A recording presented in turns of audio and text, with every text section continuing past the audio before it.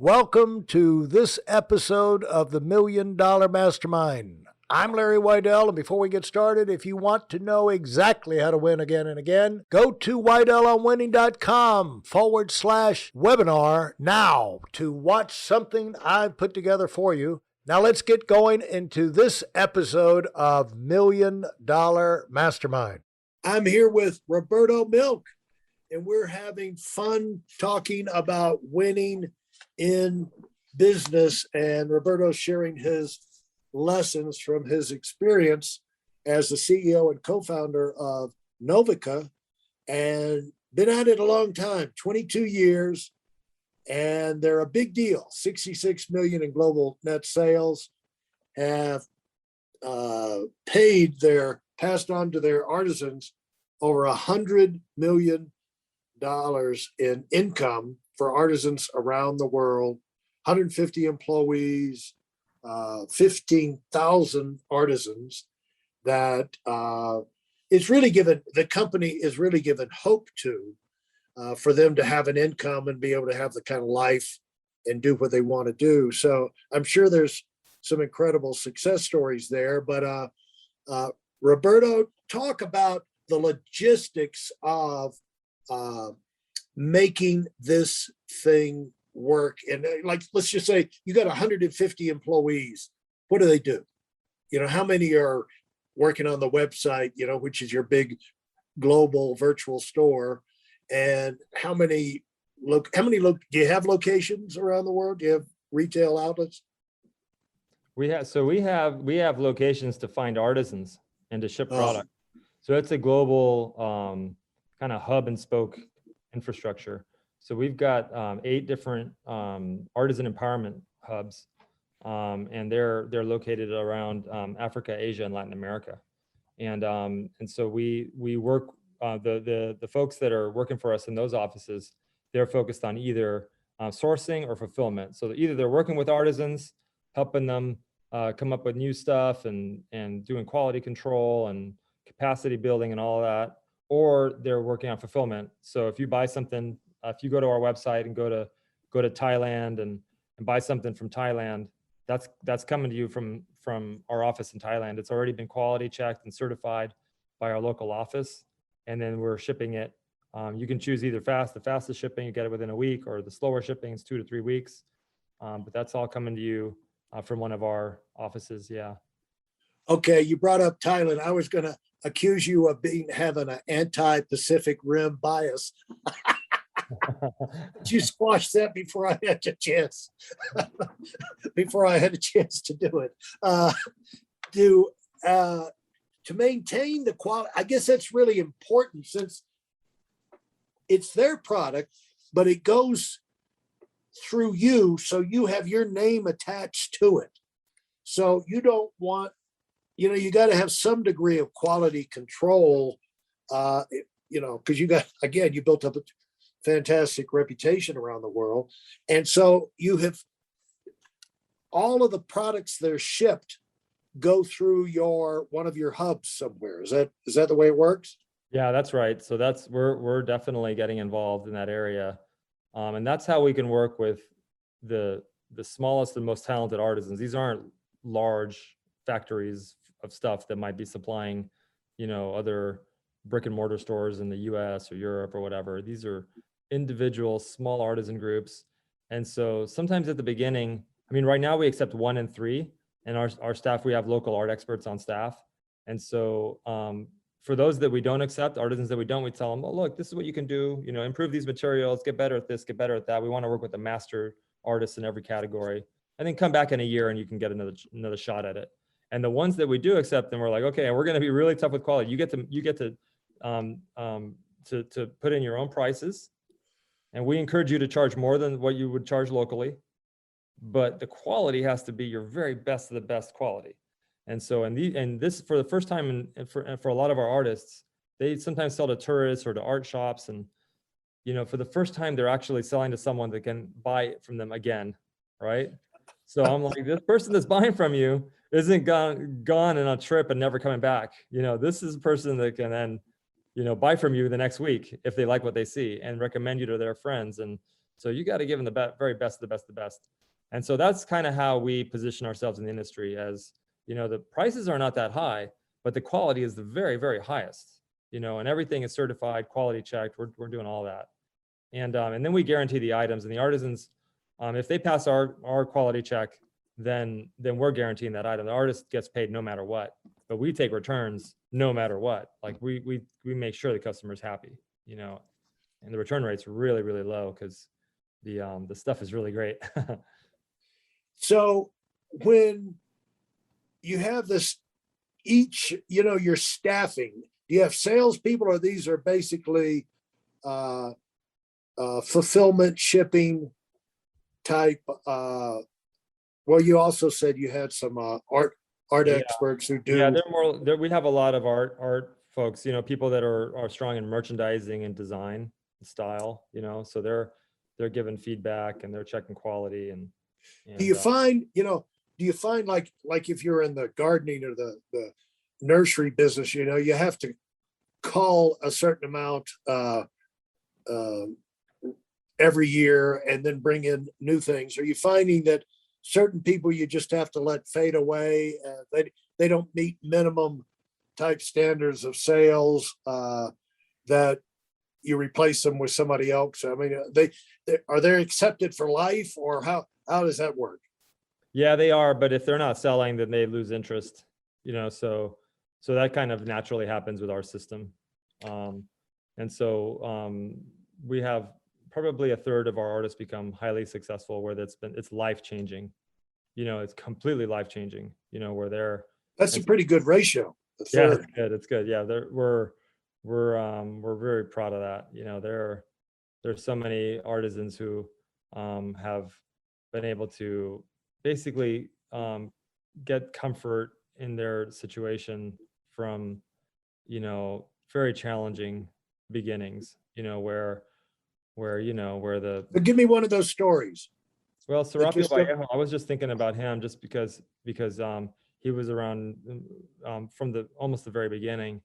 And the story with Serapio was that we were trying to find him, and we were buying from this store in Lima, and just, how can we find this guy, this artist? And finally we found him, and he just gave a huge hug to the person that found him. Eduardo was my cousin, and gave him, and cried and said, I've just been hoping to see you guys because you guys basically saved my life.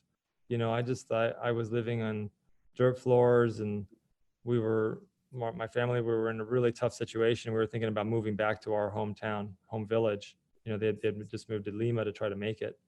And he said, look, you guys really have done everything. And then fast forward, and he's put both of his kids through college. He thanks NOVICA for that. And he's been very successable. He has about 7-8 people working for him. And what does he make? He makes rugs. These beautiful hand woven rugs. So they're really special. If you go to the rugs category on our site, you'll see them from Peru. They're called Ayacucho tapestries. How do you spell that? Ayacucho, and then tapestries, Ayacucho. Thank you for the compliment that I would know how to spell that, but I think that confidence was misplaced. First of all, I would start it with I rather than A. Yeah, right. Now, well, let's just say he makes rugs. Now, Yeah. will he, do these people, their technique, they're internet savvy enough to create their own space on your website? Because you're going around the world. I mean, not everybody's like in the United States, you know, so especially if they're dirt poor, they probably don't have a stack of Apple computers and high-speed internet in their house. So, you know, getting their website set up, and, you know, how does that happen? And then does he take the rugs and does he ship them over? Like, before he puts it online, does he make sure it's already at your fulfillment house, one of your 7 centers there, ready to be shipped out? Or does the order come in and he said, okay, I'm going to send it to Thailand or Peru, wherever, and the nearest hub is, let them inspect it and forward it on? How does that work? Well, originally we wanted to do it so that the artisans would take more of a role in that. And then what we realized is that the more small scale artisans we went, which was really our focus, the harder it was to do that part of it. So, in the end, we just said, you know what, we're going to do all that. So the artist basically just has to make good items, And so Yeah, we tell the artist, look, focus on the creation process. You're making the there. best items you possibly can make, then bring it, and you bring it into our office. Bring them in every 2 weeks or so. We'll give you a report of what more to bring. And so they get to get all their ratings. They see which ones are the most popular, which ones aren't. And the popular ones, they make more items kind of like those. And so they basically, all they have to do is just bring in good quality items. And then, so they don't have to, there's no web design or customer service or shipping or any of that. They don't have to worry about any of that. We take care of all that stuff. And that stuff was hard because there's customs duties and all kinds of stuff, to deal with. So we actually plug in all that stuff, all the Hence the 22 years yeah it took you to get this. yeah But really bodes well for your future now, because once you get those details down, I'm sure they change somewhat, but your foundation, it seems like a big part of you heading to that, from the 100 million to the billion, is the foundation you've already put in place by having the structure and know the details of customs and shipping and all of these different countries. Yeah, no, that's right. There's a lot of investment there in terms of the global infrastructure, and we're there now. Yeah. But figuring things out, I mean, that's the same thing Bezos did with Amazon. He was not a moneymaker for a long period of time because he did have a model. So explain to people how you think in terms of, you said it earlier, build a system, not a business. And I know part of it is building a platform for sales where, it can be available online. It can, they can have a bigger percentage of the profits. That's part of the platform. But what do you mean when you say building a system and not a business? Yeah, so some of that was also a way to counter a lot of the negative thoughts early on, because we got a lot of people saying this will never work, and they would say, look, you just can't do it this way. You gotta bring things into a big warehouse in the U.S. and have buyers that travel around, and you'll be bulk shipping stuff by ocean freight because it's too expensive to send things by air, and you'll bring them into this warehouse. I mean, that's the way it's always been done. This is the way you guys should do it. And so we would say, look, we're not thinking about it that way, like almost like a retail effort. We're really thinking about what's the problem that artisans have.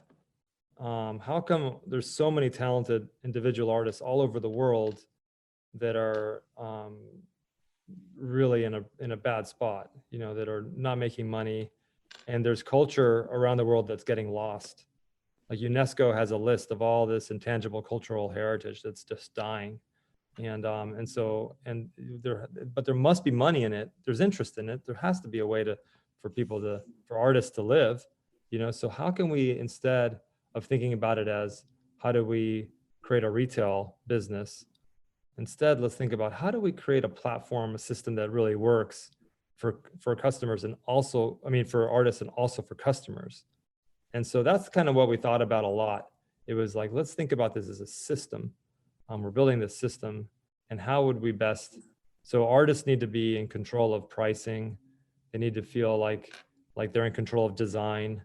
They need to be access to capital. So we have 0% interest microcredit that we get them, and that's also in partnership with Kiva, which is this great organization that's done over $1 billion in microcredit loans through all their many online donors and lenders, and so we're able to create this system for artisans the way we really felt like it should be built, and that's the big idea. That's where I think that it's like a really big thing. That's how we're going to get $1 billion to artisans.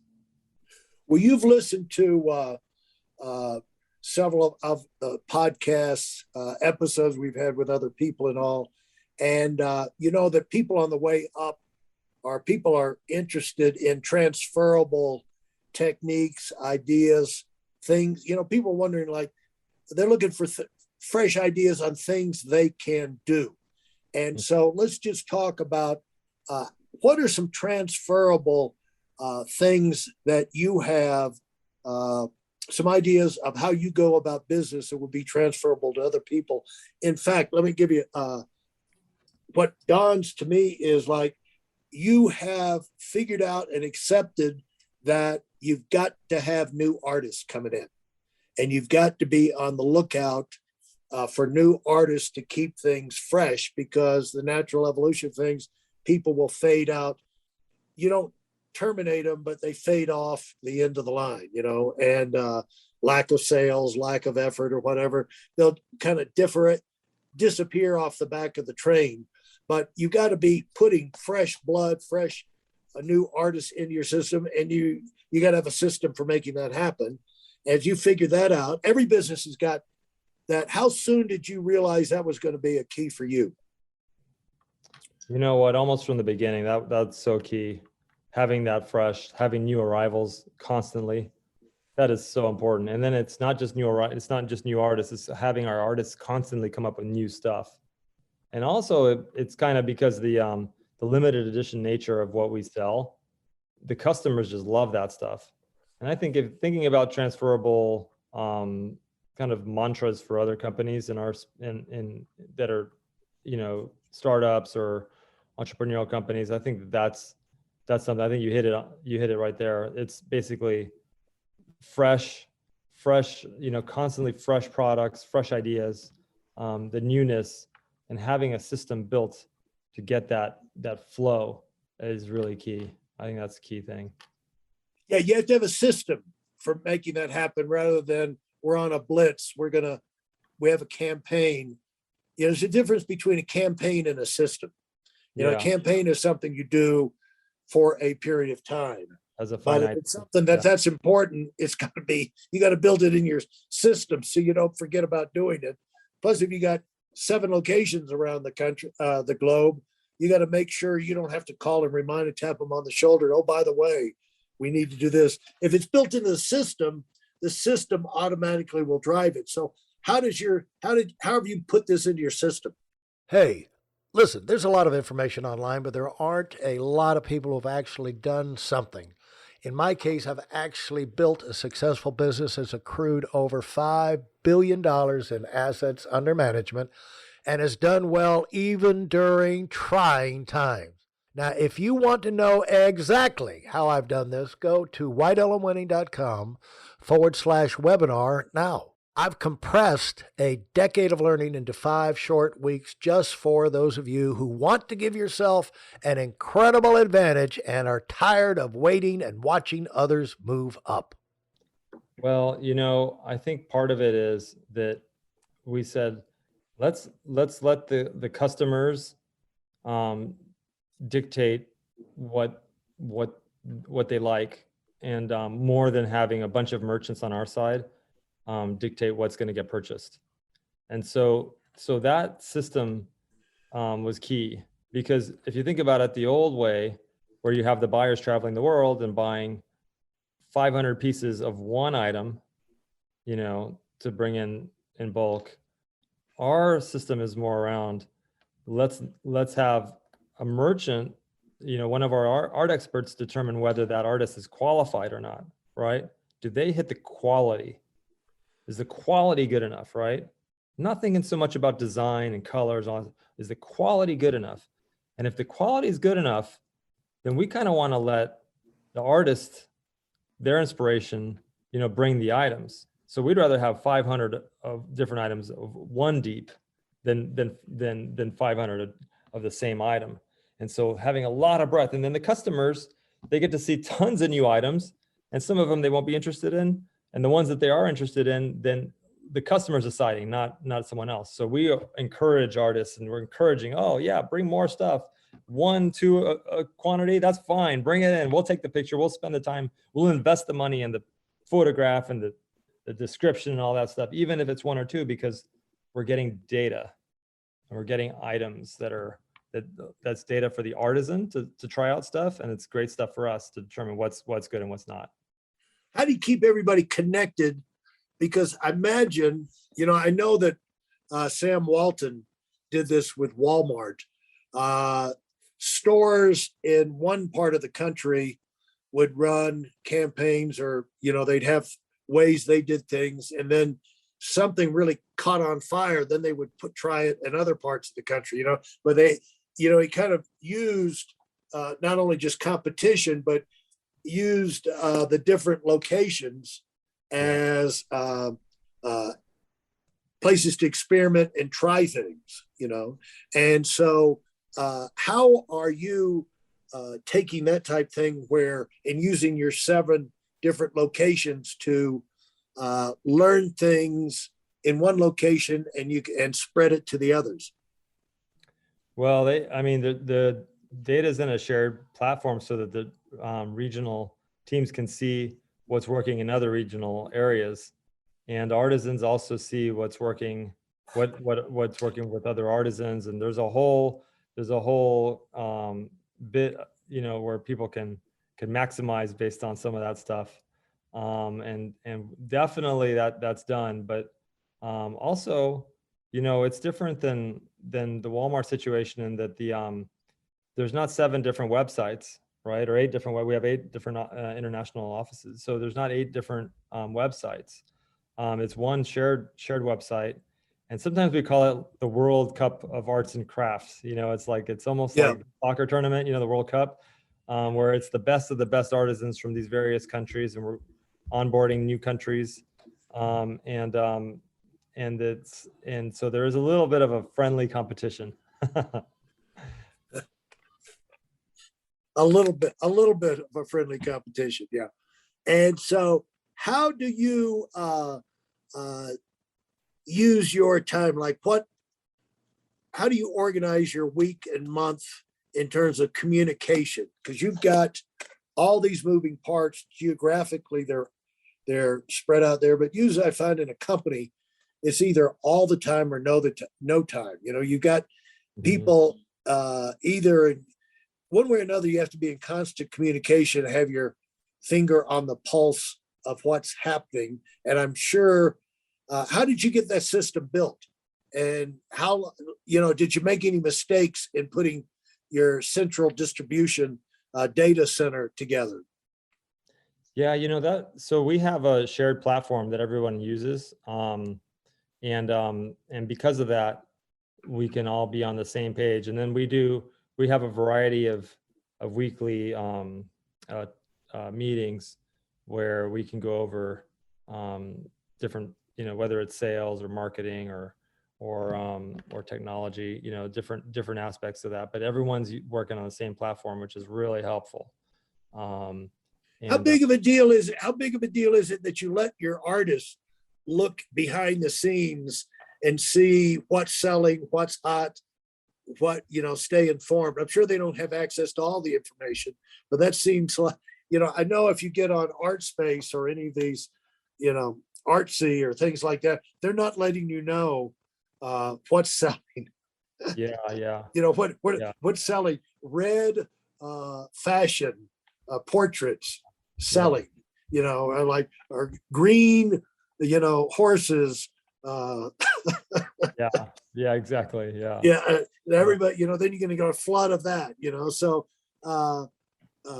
how much access do you give them to to the sales and what's moving and what's hot and what's not? Well, they get full access, of course, to their own sales with all kinds of reports. So they get that. They won't get sales information of the other artisans that with numbers and values, but they can see who's selling and what their best selling items are. And they see that either through the front end website or they see that through the local office insights. So they'll have meetings with their various merchant relations people at the regional offices, and and that's where they'll get some of those insights.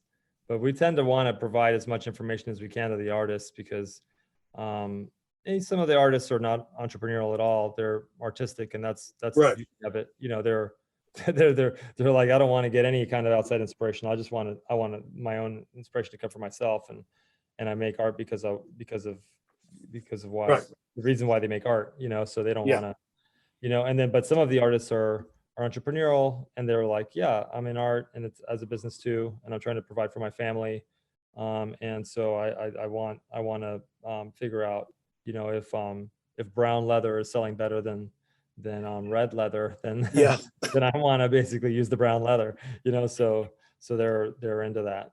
And we find a good mix of artists and give them the information and let them do what they want with it, basically. Well, looking behind the scenes, you seem like you were well funded from the beginning, but have there been times where you were, it was touch and go about whether or not you guys were going to survive or not? Because the main thing is to keep the mothership alive, even during the tough times, and because if the mothership goes down, there's a lot of people hurting. So has there been times where you've been really concerned about making payroll, keeping this enterprise going? Yeah, we've had 3 different, every year we've increased in sales, over the many years. And, there's been 3 times when it was really, really tough, and the first time was after 9/11. There was the dot-com bust, and there was 9/11. And it was that year was really tough. And we had to raise some additional financing at that point. And then there was a time, which was about 4 years after that, which was also really, we were struggling to get to break even. And then it was taking longer, and it was harder than we ever imagined. And it was financially really tough at that moment. And then most recently, we did this really great deal where we acquired the National Geographic catalog. And in that deal, we overextended ourselves a bit in terms of the need for financing. And we had a really rough patch there, and we're able to work through it. But all 3 times were a test to my sanity, high anxiety, with we're talking about heroic saves in the end. And I think that where did the saves come from? They came each from different places, but one of the saves was from a customer. Yeah. Believe it or not, a customer that came through and really became an angel to us. What was your pitch? What was your pitch to the people when you went out fundraising in, say, 2015? I understand, or anytime you've had to go out and make, would you just start with your mission and show your track record and show, explain to them that this was a bump in the road or whatever like that? What was your pitch on that? Because your pitch came from how, after you had your heart attack and you got yourself back under control, it's kind of, I've never forgotten, a friend of mine said, if all of my guys quit, he said, 6 months, he said, I'd be back just as big as I am now. He said, except for recovering from my heart attack. Yeah, that's good. And so once you recovered from your heart attack and, the anxiety of that thing, and you're now evaluating the situation in your own mind, because you got to sell yourself first before you can go out and sell other people. This is going to work. I still believe in this thing. We're for real. And then you can go out and sell that to other people, right? So how did you get yourself, how did you wind up looking at it as because you're the point where it's not working, it's just it's not working. And why is it not working? Because you don't, even when you're in a slump, even after 9/11, you don't know how it's going to last, how long it's going to last. And so Yeah. we're always operating off faith and taking risks. But how did you look at it? Explain that to yourself. Well, you hit on so many points there, Larry. I mean, geez, it is that's that. I mean, I know I'm talking this. I know you've had a lot of success, but I can tell you've also had some challenges. And so that's comes from I've lived it. Yeah, being in business for so long and Yeah. all the success you've had. And if like I have never stopped believing, never in our toughest moments.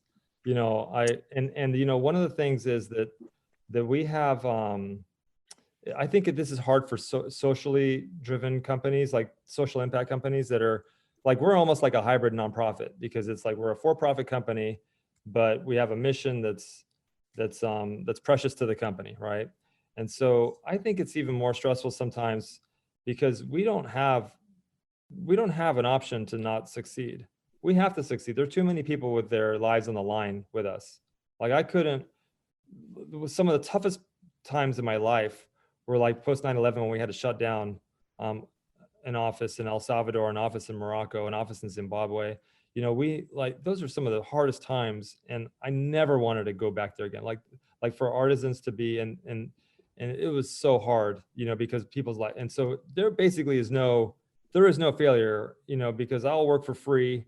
Like basically like there's no taking it down. So I like, okay, so coming from that perspective, and then also luckily, like I also don't feel like I had the golden handcuffs that some people that I know do, where they're like, hey, if I got to keep my kids out of private school and I don't know what I would do, or if I have to downsize. And like my family, like we have a nice home right now. We've lived in small apartments. We public school, like we can downsize. We can, you know what I'm saying? Like we don't want to, but we can.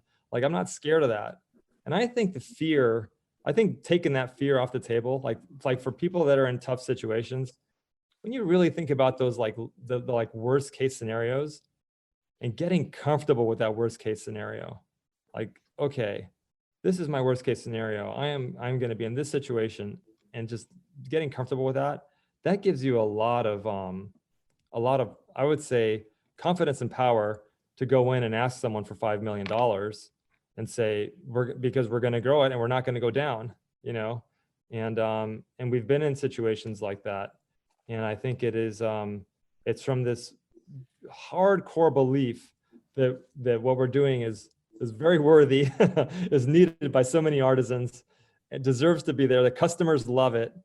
Any of your listeners, they go on the site, they buy one thing, they're going to buy again, because it's going to be an incredible experience for them.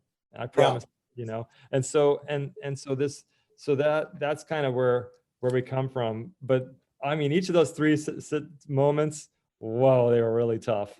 I mean, they were tough. I mean, like hard to make payroll tough kind of things, And how long do they last? Well, luckily not super long, but each of the three times it's different circumstances, and they would last, maybe up to a year of like hard stress, Yeah, it's important to keep your perspective, and it's easier to do it if you believe in your mission and you have the system in place, and it's easier to keep yourself controlled by the emotion of the moment. It's like, no, we're in a hole, and you say to yourself, what company has not gone through stuff like this? And you have to get things where it's like, you say to yourself, if this is the worst it ever gets, we're going to have, it's going to be a dream ride, this company. Yeah. You just got to, you got to have things you say to yourself. We had a guy run our company. His name was Art Williams. And I remember, we were in the financial services, and we go through a time like in a certain state, like you said, San Antonio. You're out of San Antonio. I remember we had a guy in San Antonio, and like everything had gone wrong. The state had shut down licensing. They shut this. They turned this off. It's like he had no way he could make money, and they were writing bad articles about him in the paper, all made up, of course. And his world was caving in. And so he gets on the phone to Art Williams, and his name was Bob White. And he says, Art, well, he just vented, and these are all, it's almost like, my kids have been axe murdered. My wife hung herself in the bedroom. Someone came and stole my car. Right now, my house is on fire. It couldn't be any worse. And Art had this ability. He said, wow. He said, unbelievable. He said, but other than that, how's things going?